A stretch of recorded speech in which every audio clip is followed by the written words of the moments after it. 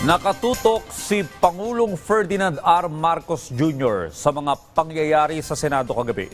Ayon sa Pangulo, hindi ito kagagawa ng gobyerno at wala ring direktibang pamahalaan na arestuhin si Senador Ronald Bato de la Rosa. Ang detalye sa report ni Kenneth Pasyente.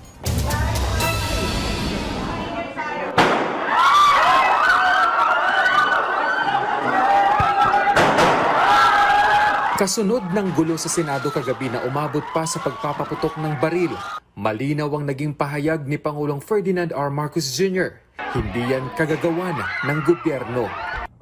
Masasabi ko lang at para hindi po mag-alala ang taong bayan, hindi po gobyerno ang gumawa nito. Walang pumasok na tigalabas, na sundalo, na militar, na NBI sa Senado. Hindi po natin alam kung sino yun na sumubok na pumasok at saka dahil doon ay nagkaputukan. Kwento pa ng Pangulo, tutok siya sa mga kaganapan kagabi sa Senado at agad na nakipag-ugnayan sa mga otoridad. At nung una kong nabalitaan na nagputukan, ay ang una kong tinawagan ay si Sec. John Vic Remulla ng DILG. At tinanong ko, magpa-report ka sa mga pulis na nandun na kung may nangyari, kung meron silang ginawa. At tapos ang sunod na tawag ko naman ay sa NBI. At tinanong ko sa mga NBI at kay Director Matibag, kayo ba ay pumasok sa Senado? Sabi niya, wala kang instruction. Ang sabi sa akin, wala kang instruction, sir. Kaya ba't namin gagawin yun? Punto pa niya, wala namang ibinabang direktiba ang pamahalaan na arestuhin si Senador Ronald Bato de la Rosa matapos ang desisyon ng Korte Suprema hinggil sa hiling na temporary restraining order ni de la Rosa. Bagaman walang inilabas na TRO ang kataas-taasang hukuman, hiniling muna nito na magkomento ang respondents at si de la Rosa sa loob ng 3 araw. Wala pong instruction kahit na kanino na hulihin si Senator Bato.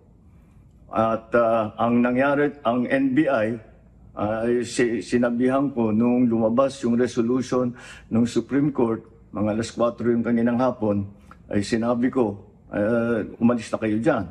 Nag-comply naman sila. Kaya nung kausap ko si Director Matibag, sabi niya walang NBI doon, nandito lahat kami sa opisina. Matapos ang insidente, hinimok ng Pangulo ang publiko na manatiling kalmado kasabay ang pagtiyak na iimbestigahan ng otoridad ang pangyayari para matukoy ang punot dulo nito.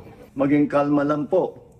Nakausap ko na si Senate President Alan Cayetano at nag-agree kami. We agree that the thing to do now is to tell our people all to calm down. And we will get to the bottom of this. Alamin natin kung sino ang gumawa nitong gulo na ito. Ito ba ay talagang nagka-inkwentro lang? O ito ba ay may kasama sa mga distab? O nagsusimula ng gulo? Kailangan po natin malaman yan. Kaya mag-iimbestiga sabay ang Senado at saka ang PNP tungkol dito.